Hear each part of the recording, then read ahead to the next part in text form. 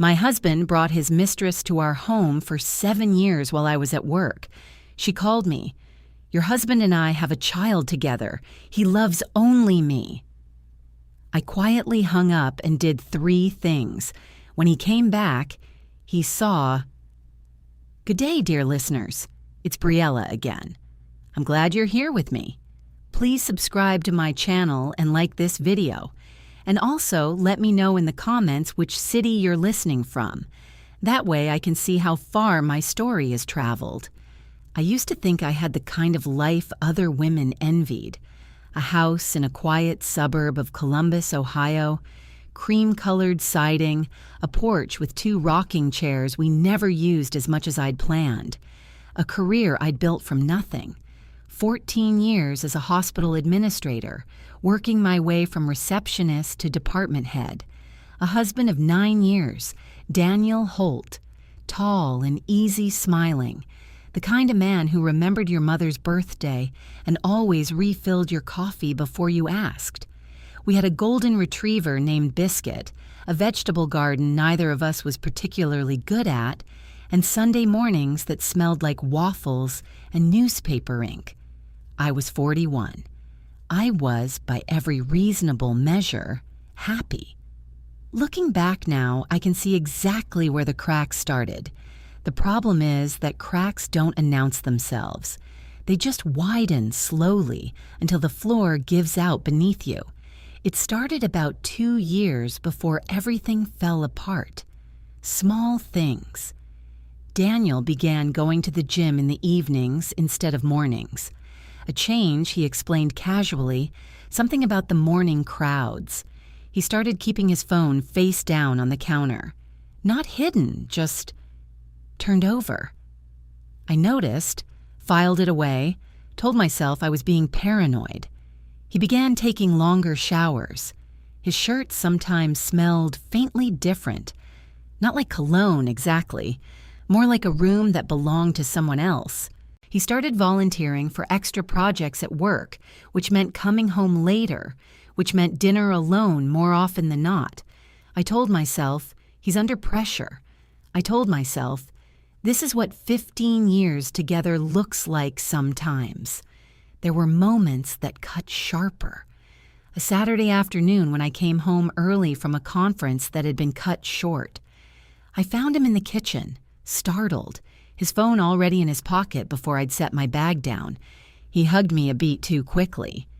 "Didn't expect you back so early," he said, and smiled, and I thought, for just a fraction of a second, that the smile arrived slightly too late. Nothing happened that day, nothing I could point to, but something shifted inside me. A small cold stone settled somewhere behind my sternum and didn't move. The months that followed, I watched.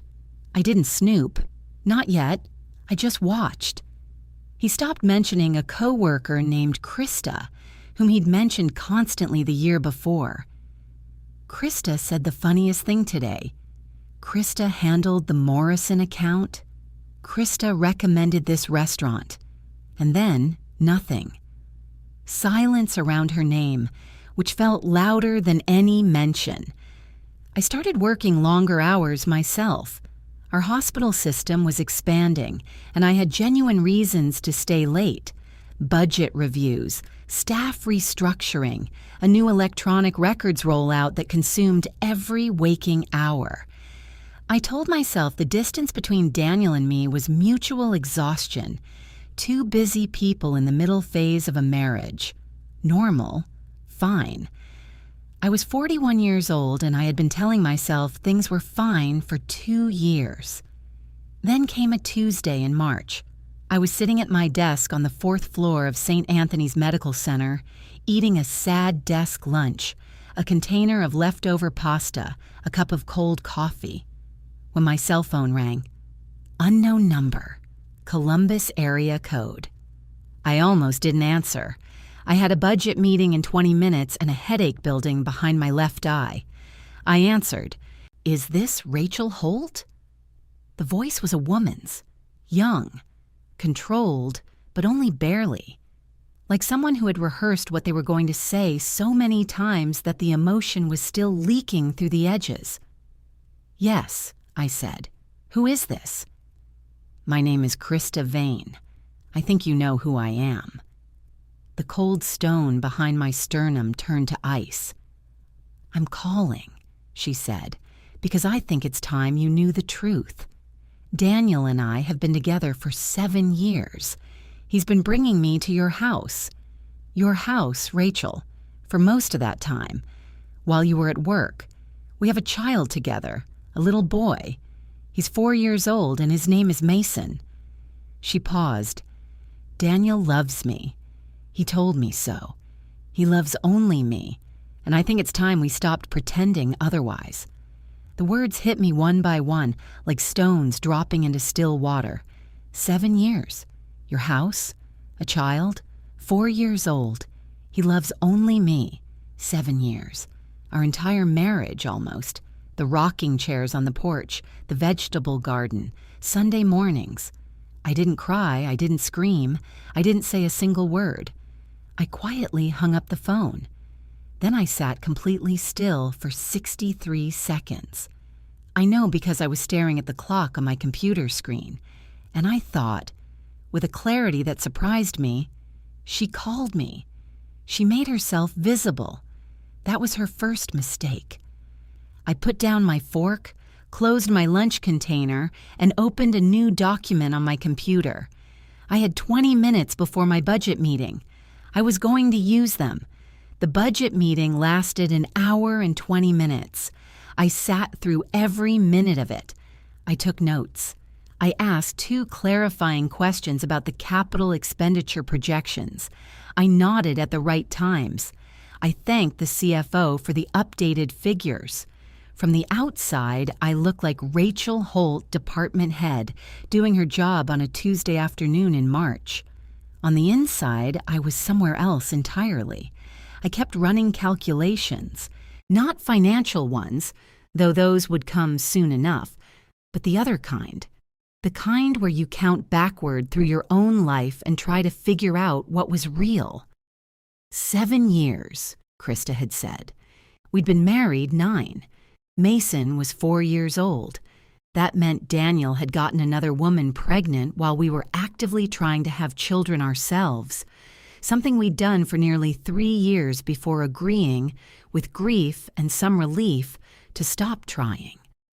I remembered those years, the temperature charts, the appointments, Daniel holding my hand in the waiting room of the fertility clinic on Morse Road, squeezing gently, saying, "We're in this together, Rach."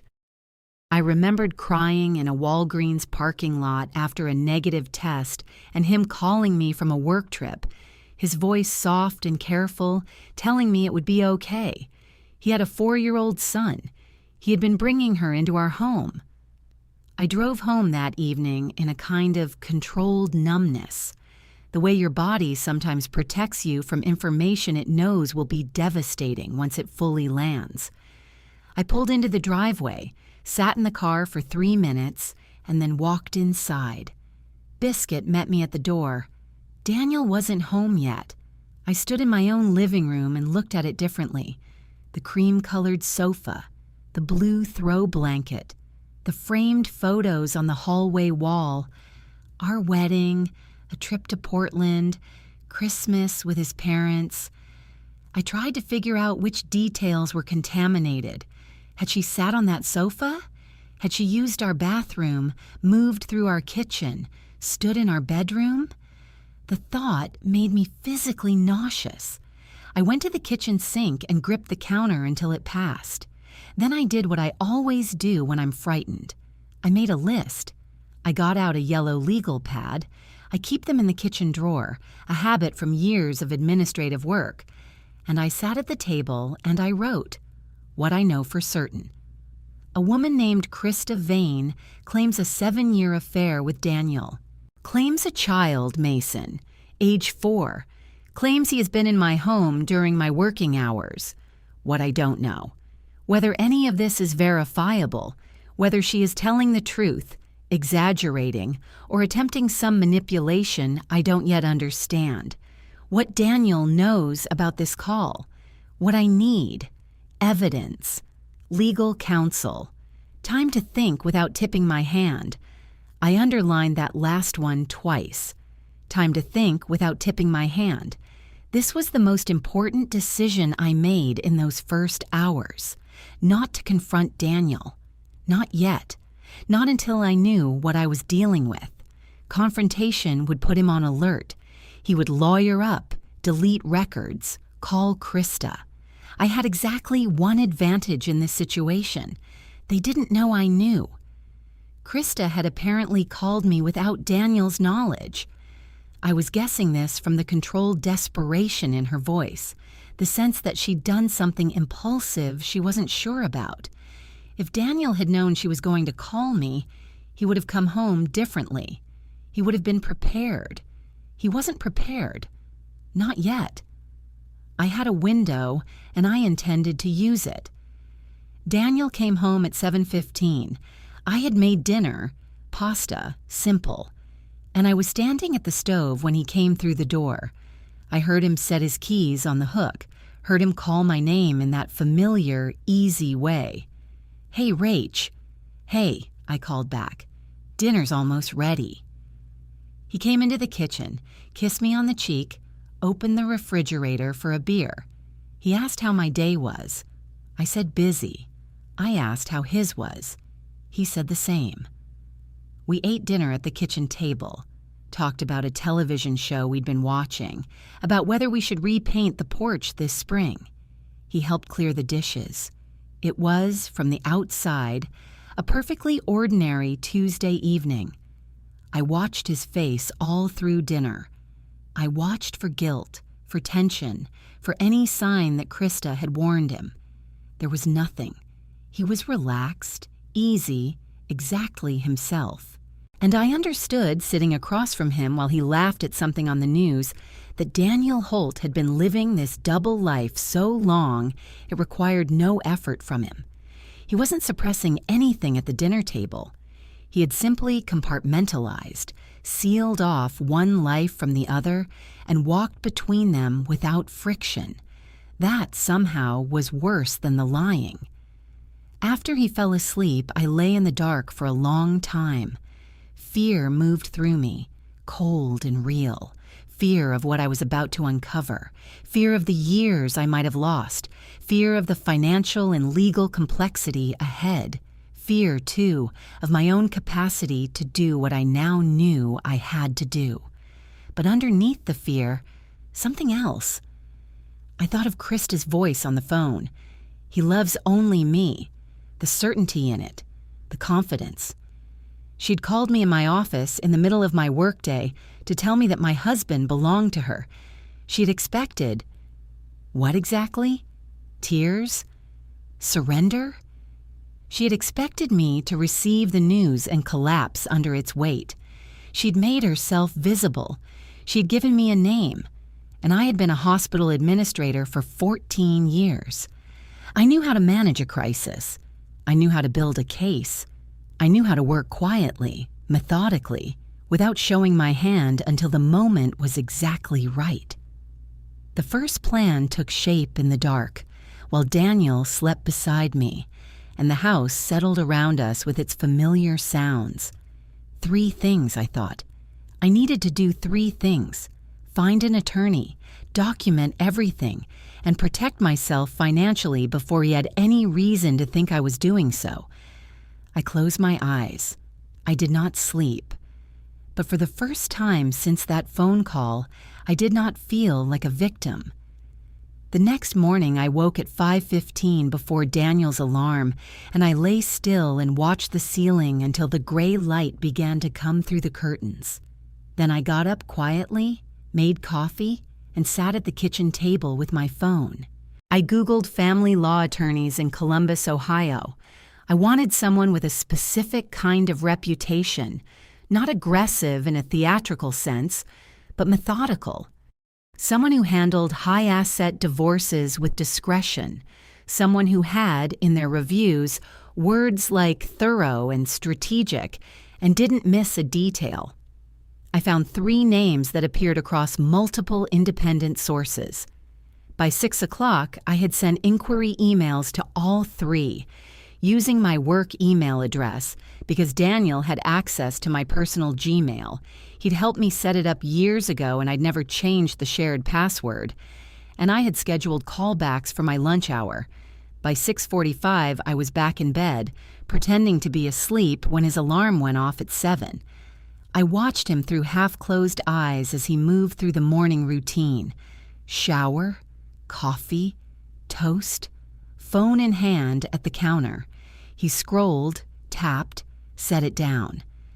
I studied the back of his head and tried to reconcile the man I'd known with the man who had a 4-year-old son 20 minutes away, because that's what I'd spent part of the night calculating. Krista had called from a Columbus number. Mason was 4.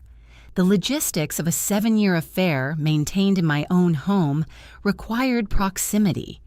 He kissed me on the forehead before he left. "Have a good day," he said. "You too," I said. The door closed. I sat up. The attorney I ultimately chose was Margaret Osee, 47, 15 years in family law, a former assistant DA who had switched to civil practice. Her paralegal called me back at 12:10. I took the call walking laps around the hospital parking structure, the March wind sharp and cold. I explained the situation in precise factual terms: length of marriage, nature of the disclosure, the claim of a child. The paralegal asked several questions. Did I have access to joint accounts?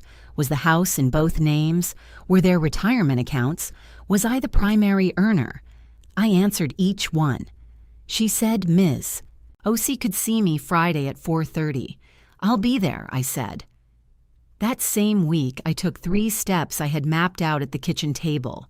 First, I went to my bank, alone on my lunch break, and opened a personal checking account in my name only. I transferred a modest amount from our joint savings into it, enough to constitute a practical emergency fund within a range that could not be characterized as dissipation of marital assets. Margaret would later confirm this was correctly calculated. Second, I began documenting. I am by nature a meticulous record keeper. It's a professional habit, a survival skill in hospital administration where everything lives and dies on documentation. I created a password-protected folder on my work laptop. Into it, I began placing everything: the date and time of Krista's call, the exact words I remembered, a log of Daniel's pattern changes over the past 2 years. I noted dates he had come home late, dates he had been unusually relaxed or distracted. The Saturday I'd returned home early and found him startled in the kitchen. It wasn't evidence in a legal sense, not yet, but it was a map. Third, I called my sister, Lauren, in Denver. I hadn't intended to. I had intended to keep this contained, clinical, handled entirely within the professional frameworks of law and finance.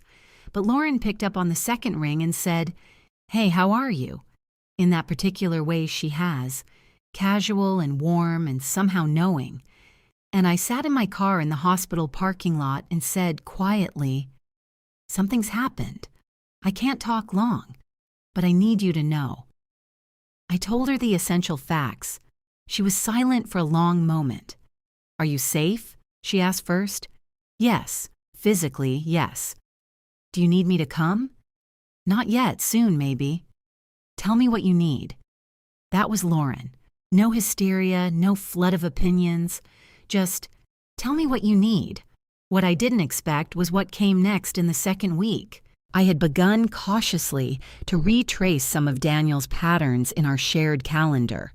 We used a joint Google Calendar for scheduling, the kind of mundane marital infrastructure that most couples never think twice about.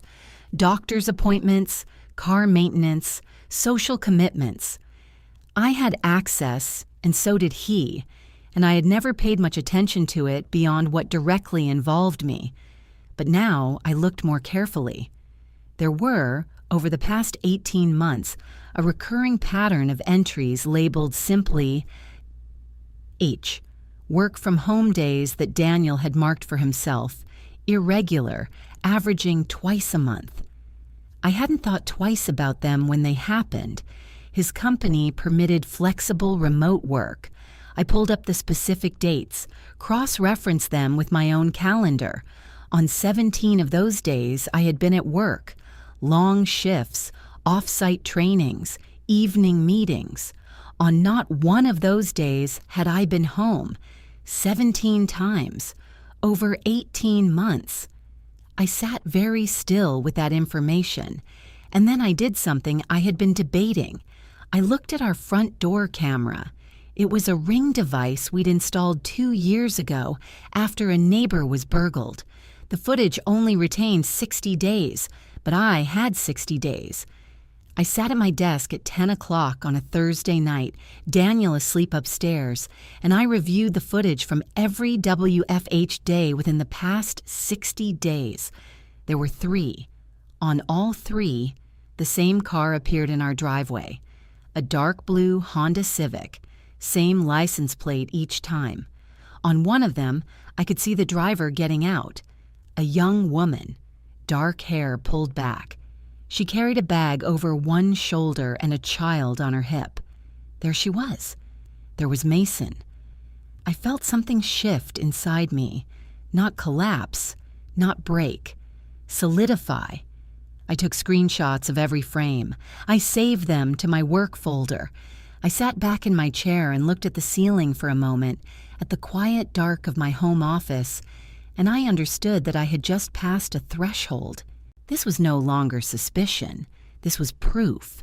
And Daniel, who had come home the previous afternoon to find me making dinner, who had watched the news and laughed at a stupid joke and gone to sleep at 10:30, had no idea. But something else happened that week that I didn't anticipate. I noticed on Saturday afternoon that Daniel had checked our shared calendar. I could see it in the activity log, an obscure setting I'd never paid attention to before. He'd opened it, scrolled through several months, closed it. He hadn't added or changed anything. He was looking at something. I didn't know what it meant yet, but I saved that observation too. Margaret Osei's office was on the 14th floor of a building downtown, with a view of the Scioto River going gray-brown under the March clouds. She was a compact woman with natural hair and reading glasses pushed up on her forehead, and she had the quality I most needed in that moment. She was not surprised by anything I told her. She listened without interrupting. She reviewed the screenshots I had printed and brought in a plain manila envelope. She looked at the calendar documentation, the bank records I'd pulled, the notes I'd been keeping. "This is good," she said, and she meant the documentation, not the situation. "You've been methodical." "It's what I do professionally," I said. "It shows." She set the papers down. "Here's where we are, Rachel. Ohio is an equitable distribution state. Length of marriage matters. Your earning history matters. The affair, in terms of asset division, matters less than people expect. But it matters more in terms of establishing a pattern of deception, which affects how a judge reads the overall picture." She paused. "The child complicates things.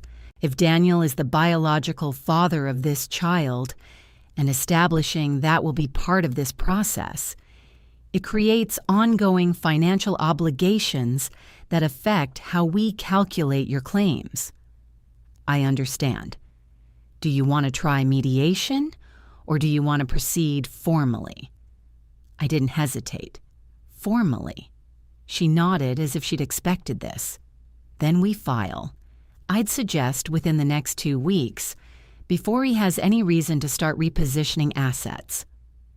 We filed on a Wednesday. Daniel was served at his office on a Thursday afternoon at approximately 2:15.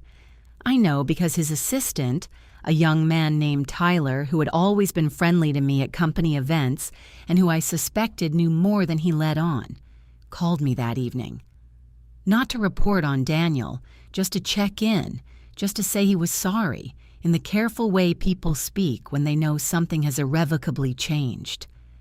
I thanked him and hung up. Daniel came home that evening shaking. I was in the living room reading when I heard his car, heard the door, heard the silence in which he stood in the entryway for a long moment before he came through to find me. He looked as if he'd aged 10 years. The easy smile was completely gone. "Rachel," he said. "Daniel," I said. I set down my book. I looked at him steadily. "You filed for divorce."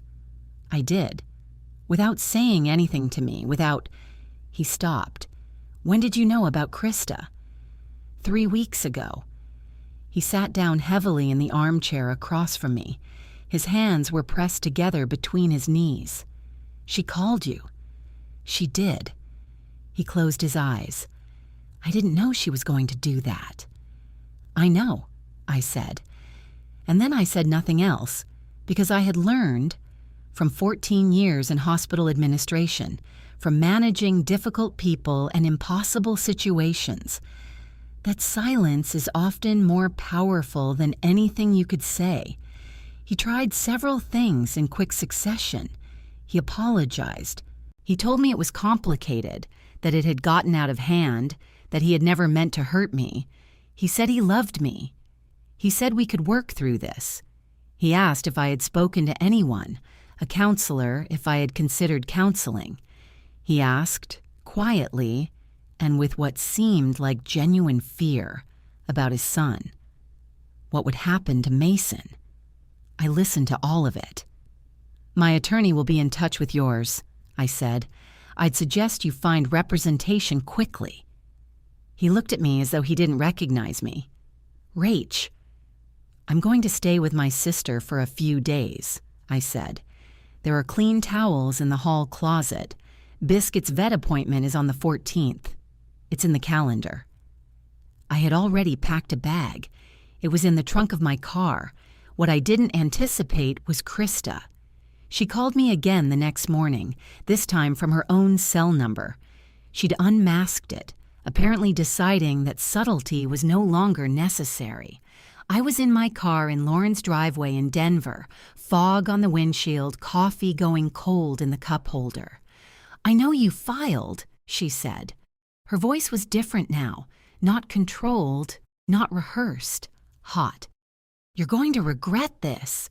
Daniel is not going to let you take everything from him." "I haven't taken anything yet," I said evenly. "The courts will determine what's equitable."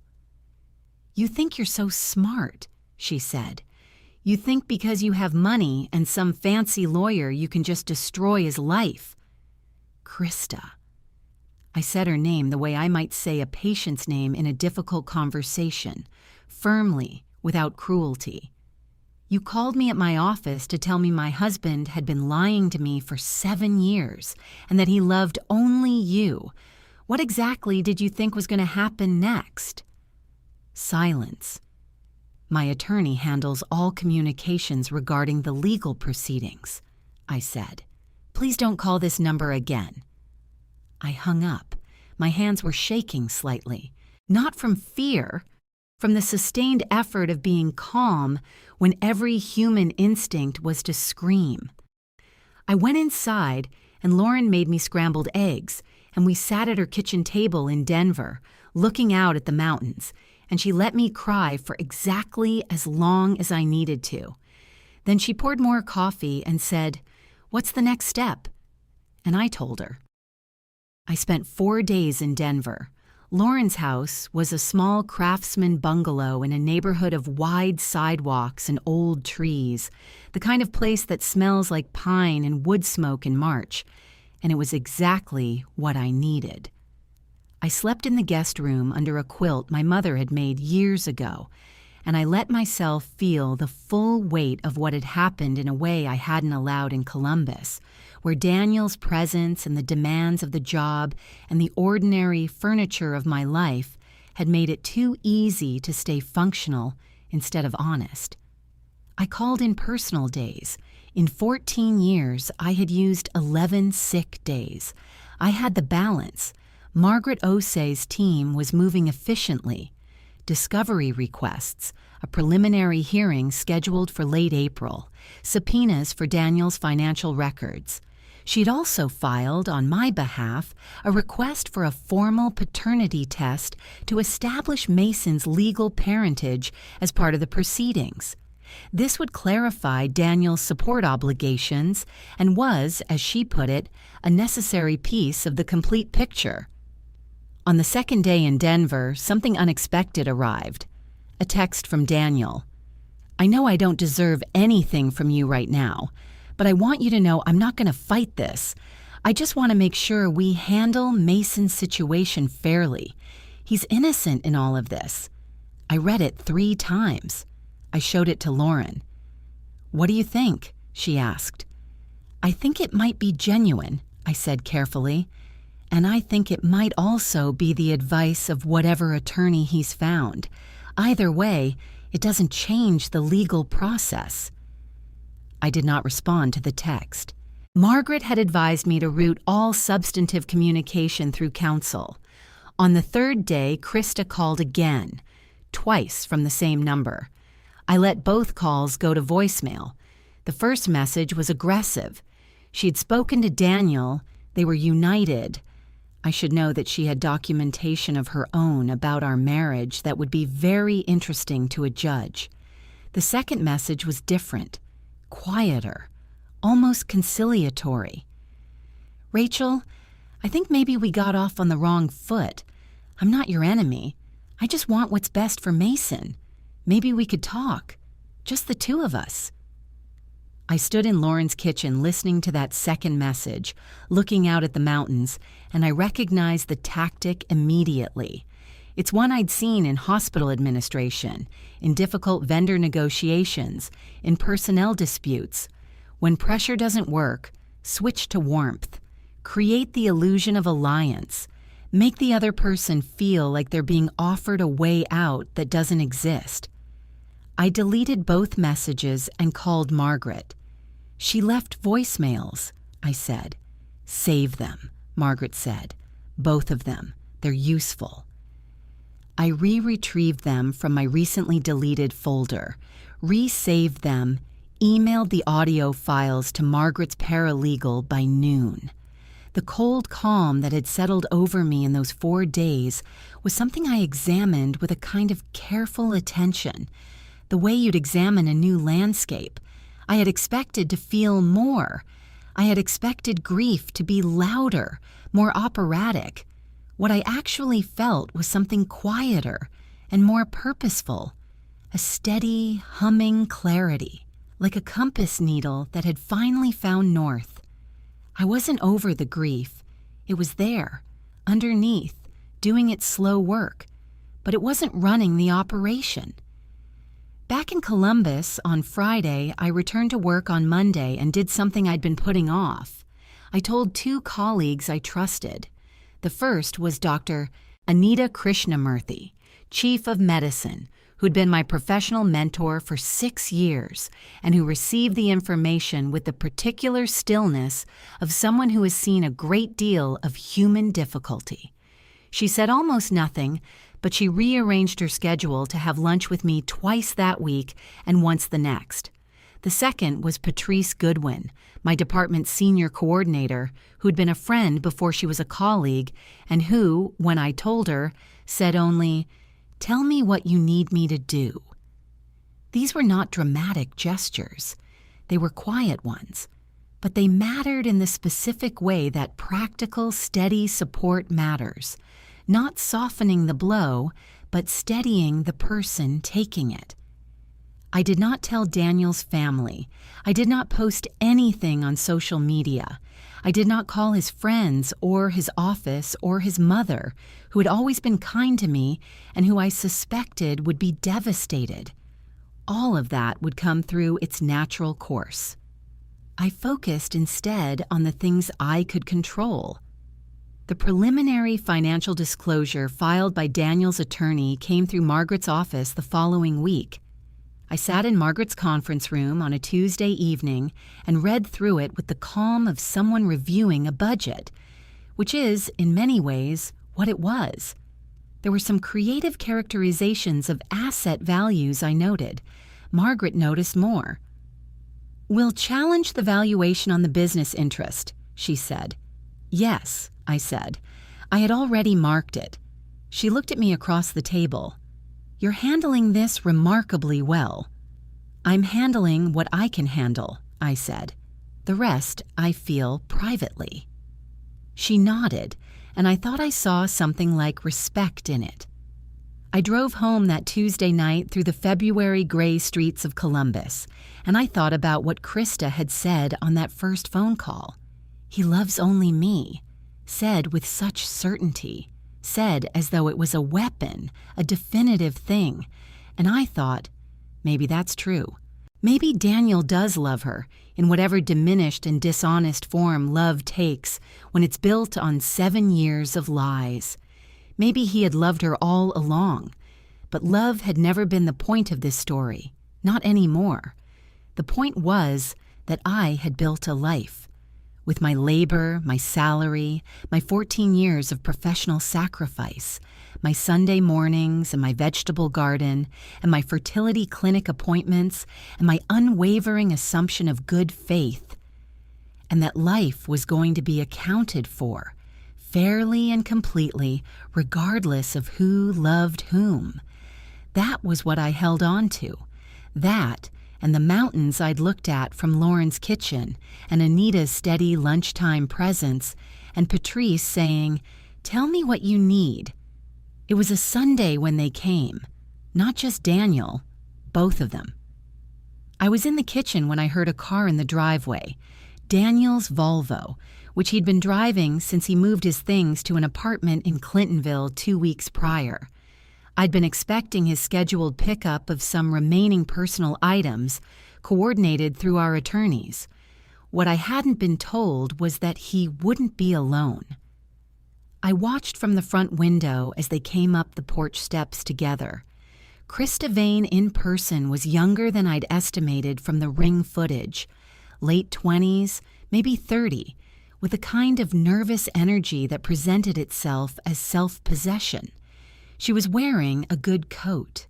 She held herself carefully, the way someone does when they've rehearsed how they'll appear. Daniel knocked. He had a key, but he knocked. I opened the door. "Rachel." He looked tired, which I noted without particular feeling. "I'm sorry to come like this. I should have let my attorney know. But there are some things I wanted to talk about. And Krista..." "We both wanted to talk to you," Krista said, stepping forward slightly, "without the lawyers making everything worse." I looked at them both. I did not step aside. "Daniel's attorney has my attorney's contact information," I said. "Rachel, please." His voice had that texture I recognized, careful softness designed to reach the part of me that had loved him.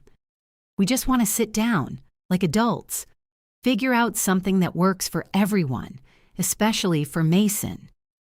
The mention of Mason was deliberate. I registered it. 5 minutes, I said, because I was curious what they'd constructed. I let them into the living room but did not offer coffee or sit down myself. I stood near the kitchen doorway. They sat on the cream-colored sofa. Daniel spoke first. They had talked, he said. They had come to understand that this divorce, if contested and prolonged, would be damaging for everyone, especially Mason, who was a child who didn't deserve to be caught in a war. He said it reasonably. He said it with the eyes of a man who knew he had done wrong and was now, finally, being reasonable about it. He said he thought we could come to an arrangement privately, a settlement outside the formal proceedings that would be fair to everyone. Then Krista spoke. She said she wanted me to understand that she wasn't trying to take anything from me. She said she had never wanted to hurt me, that she'd made a terrible mistake calling me like that she'd been emotional and afraid. She said she loved Daniel and Mason and only wanted stability for her son. She looked at me with something she'd arranged to look like sincerity. And then, "This is where the mask slipped," she said, "but I have to be honest with you, Rachel. If this goes to trial, things will come out about your marriage that won't reflect well on either of you. Things Daniel has told me about your relationship, the emotional distance, the way you threw yourself into work, the way you weren't present. A judge might see the full picture differently than you think." I looked at her. I looked at Daniel. He had the decency to look uncomfortable, but he didn't contradict her. So there it was. Not reconciliation, not cooperation, a warning, a quiet threat dressed in reasonable language. Settle on our terms, or we'll paint you as the cold, absent wife who drove him away. It was the oldest play in this particular script, and it was also, from an evidentiary standpoint, exactly the kind of statement Margaret had told me to document. I kept my voice absolutely level. "Thank you for coming," I said. "I've heard what you've said. My attorney will be in contact with yours, Daniel." "Rachel," he started. "I think you have what you came for," I said. "I'd ask you to take Daniel's remaining items from the front hallway and go." Krista stood up. The arrangement of sincerity on her face was gone. "You're making a mistake," she said, and there was heat in it now. The same heat I'd heard on the phone that morning in Lauren's driveway. "That's my choice to make," I said. She said one more thing as they left. Something about how I thought I was so much better than everyone. Something about how I would regret being so rigid. Something that followed them out the door and down the porch steps and into the car, and then, mercifully, away. I locked the door. I stood in my living room for a moment. Biscuit came and pushed his head against my knee. I sat down on the floor right there, which I rarely do, and I put my arms around him, and I let the fear move through me, because it was there, and it was real. The threat was real. Even a baseless narrative, seated strategically at the right moment in a courtroom, could complicate things, could add time, could add cost, could add the particular indignity of having your character questioned in a proceeding about your husband's behavior. I breathed with Biscuit for about 3 minutes. Then I got up, got my phone, and called Margaret. I told her what they'd said, every word I could reconstruct. She listened. Then she said, "Good. That's actually very good." "How is that good?" "Because she just told you her strategy," Margaret said, "and we can prepare for it. And incidentally, what she did today may constitute witness intimidation depending on how their counsel advised them. I'll look into it." I hung up, and I thought, she came to frighten me, and instead she showed me her hand. The fear was still there. I won't pretend it wasn't. But fear and resolution are not mutually exclusive.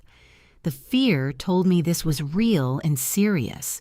The resolution told me what to do about it.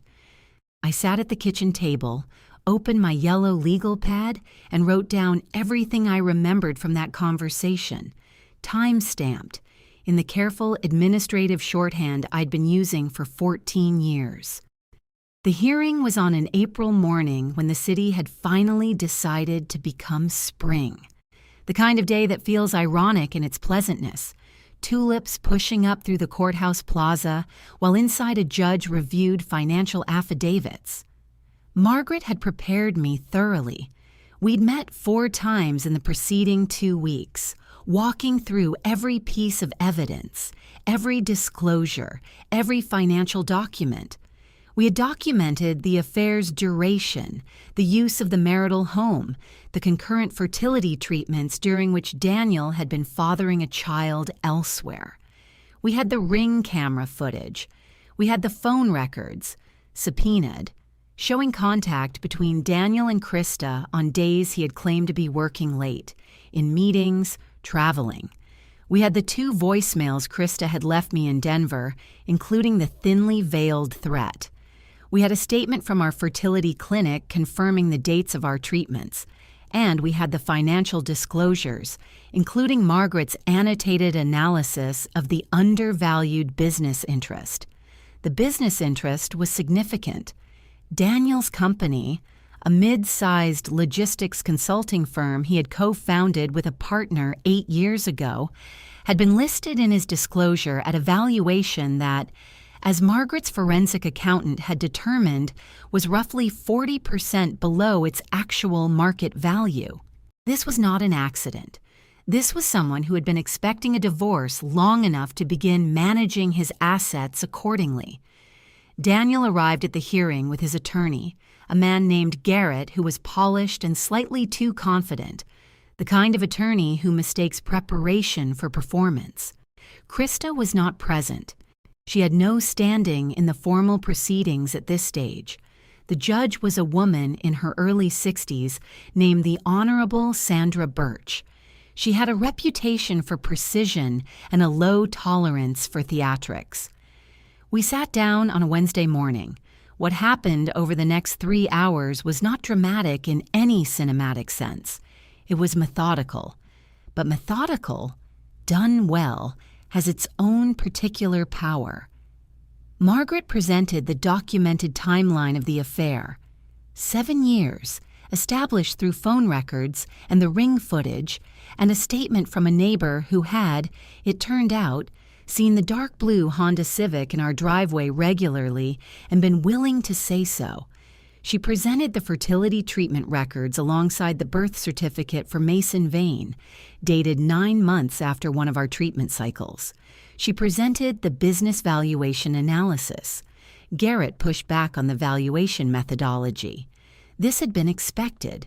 Margaret had anticipated every objection and had a response to each, backed by the forensic accountant's report. This took 40 minutes and went nowhere useful for Daniel's side. Then Garrett pivoted to their prepared narrative.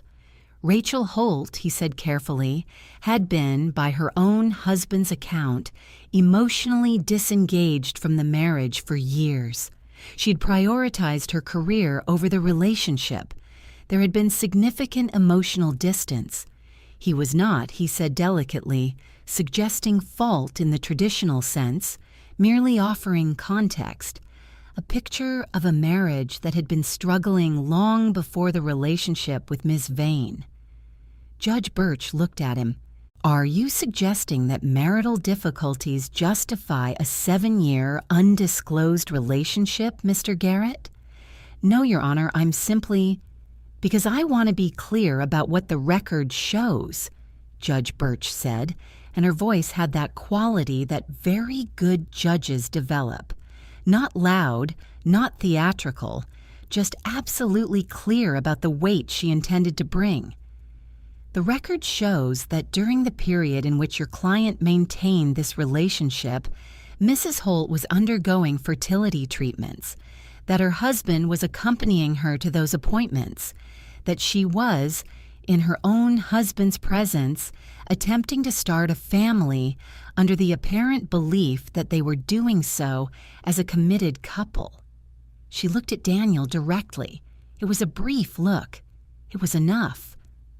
I don't find the narrative of mutual marital disengagement persuasive in this context, she said. Garrett said nothing, but the real moment, the one I had been waiting for, the one I had not fully anticipated but had prepared for, came when Garrett raised the question of the marital home's valuation and suggested with practiced smoothness that Rachel had herself engaged in dissipation of assets by moving money from the joint account. Margaret was ready. She laid out the timeline, the date of the transfer, the amount, the proportionality. Mrs. Holt transferred funds in response to credible information suggesting an ongoing, undisclosed relationship. The amount was modest, well within precedent, and consistent with prudent financial self-protection. There was no dissipation. Mr. Holt's disclosure, Margaret continued, pivoting without pausing, contains a business valuation that our forensic accountant has identified as understated by a sum that represents, in real terms, the single largest marital asset in this proceeding. She put the figure on the table. The room was very quiet for a moment. Garrett leaned over to Daniel and said something quietly. Daniel's face had gone careful and still. He had that expression people wear when they understand that the situation has moved outside the boundaries of what they'd planned for. "I'd like to understand," Judge Birch said, looking at the forensic report, "how this valuation was arrived at." Garrett began to explain. His explanation involved complex language and a secondary opinion they had commissioned. As he spoke, I looked at Daniel. He wasn't looking at Garrett. He was looking at the table. His hands were flat on the surface in front of him. He looked, I thought, not like a man who was angry or defiant. He looked like a man who was tired. Good, I thought, because I was tired too. I had been tired for a long time. When Garrett finished, Margaret stood. She had one more thing. The text message Daniel had sent me while I was in Denver. "I know I don't deserve anything from you right now, but I want you to make sure we handle Mason's situation fairly." "This communication," Margaret said evenly, "represents a voluntary acknowledgement by Mr. Holt of his obligations, sent directly to my client before counsel had advised him otherwise. It is relevant to the question of good faith in these proceedings." Garrett objected. Judge Birch overruled him. Daniel closed his eyes, and I sat in that courtroom on an April morning in Columbus, Ohio, with the tulips outside and the city smelling like spring for the first time in months, and I felt something I hadn't expected. Not triumph, not relief exactly. Something quieter. The sense that the truth, documented carefully, presented methodically, had simply done what truth does when you give it room to work. Judge Birch did not rule from the bench that day. She set a follow-up hearing for 3 weeks out and made clear she expected supplemental documentation on the business valuation. What happened over those 3 weeks was this. Garrett advised Daniel in the strongest possible terms that contesting the valuation further would cost more than conceding it, in legal fees, in time, and in the judge's continued attention to his conduct. Daniel's business partner, whose name was also on the valuation, was quietly horrified by the subpoena and eager for the matter to conclude. Daniel's attorney came to Margaret with a settlement offer 2 weeks after the April hearing. It was not sufficient, Margaret counteroffered. They negotiated for 4 days. I was not at the table. Margaret handled it, consulting me by phone at the end of each session. I was at work. I was running my department. I had a budget review to finalize and a staffing shortage to address, and 3,000 routine responsibilities that had continued existing throughout all of this, as responsibilities do. On the 4th day, we had an agreement. The marital home went to me. The equity was substantial, and it was mine. Daniel took his personal possessions and the Volvo. The business interest, valued correctly this time, was divided equitably with a structured payout over 36 months that included a personal guarantee from Daniel and his partner jointly. Our retirement accounts were divided according to Ohio law. Daniel's support obligations to Mason were set by a separate calculation and were his alone to carry. Krista had hoped Daniel would fight harder, that the settlement would leave enough room for the life she had been imagining. Instead, Daniel settled fairly and completely, because the alternative was worse. She was, I'm told, furious. I can't claim that gave me no satisfaction. The day the settlement was finalized, I drove home, to my home, and sat on the porch in one of the rocking chairs. It was a May evening. The neighborhood was quiet. A kid was riding a bike 2 houses down. Biscuit sat at my feet, his weight warm and familiar. I thought about 9 years. about all the things that had been real. The Saturday mornings, the trips, the laughter at stupid television jokes. Some of it had been real, even inside the lie. That's one of the things I had to make peace with, that loving something partly false doesn't make you foolish. It makes you human. The fertility clinic was the sharpest thing. Not the money, not the house, not the legal battle. The clinic and the appointments, and Daniel squeezing my hand in the waiting room. I would be working through that for a long time, and I knew it, and I was willing. A few weeks later, I met with my financial advisor. She walked me through projections. I was 41 years old, professionally at a moment of ascending trajectory. The picture, when laid out clearly, was not a ruin. It was a reconfiguration. "You're going to be fine," she said. "I know," I said, not defiantly, not with false bravado, just factually. The night the settlement was signed, Lauren called from Denver. "It's done," I said. "How are you?" she asked. I sat for a moment considering an honest answer. "I'm intact," I said. She laughed, a short, warm sound. "That's enough." "Yeah," I said. "It is." The year after the settlement, I learned to live inside a life built for myself. I kept the house, repainted the living room deep green, the color Daniel had always vetoed, replaced the cream sofa with a leather one from an estate sale, impractical, comfortable, mine. Planted the vegetable garden and actually tended it for the first time. In September, I went to Portugal with Anita. We walked, ate well, sat with wine while the light changed. For 4 consecutive days, I didn't think about Daniel Holt. By autumn, I was regional director of operations. I started therapy with a woman named Deborah, who had a gift for asking the question you'd been avoiding. I ran a 10K in October. I called Lauren every Sunday. Daniel's story reached me through mutual acquaintances. The settlement, child support, and legal costs had gutted whatever he'd planned. His business partner pushed him out. Daniel sold his share at a loss and took a salaried position elsewhere. Krista had expected more. By the following spring, they had separated. Mason was innocent.